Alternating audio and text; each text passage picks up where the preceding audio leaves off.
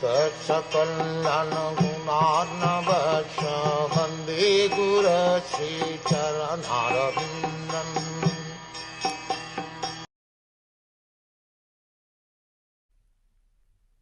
The Lord himself, in his incarnation as the son of Satyavati Vyasadeva, will consider his compilation of the Vedic literature to be very difficult for the less intelligent persons with short life, and thus he will divide the tree of Vedic knowledge into different branches, according to the circumstances of the particular age.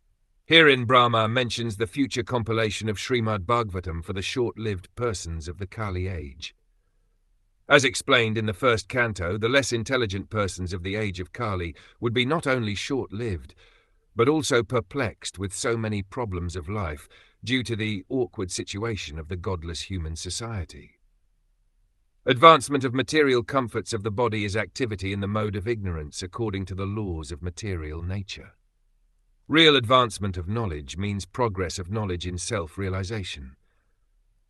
But in the age of Kali, the less intelligent men mistakenly consider the short lifetime of 100 years, now factually reduced to about 40 or 60 years, to be all in all.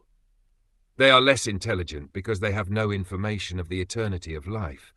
They identify with the temporary material body existing for 40 years and consider it the only basic principle of life.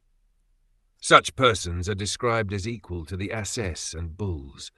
But the Lord, as the compassionate Father of all living beings, imparts unto them the vast Vedic knowledge in short treatises like the Bhagavad Gita and, for the graduates, the Srimad Bhagwatam.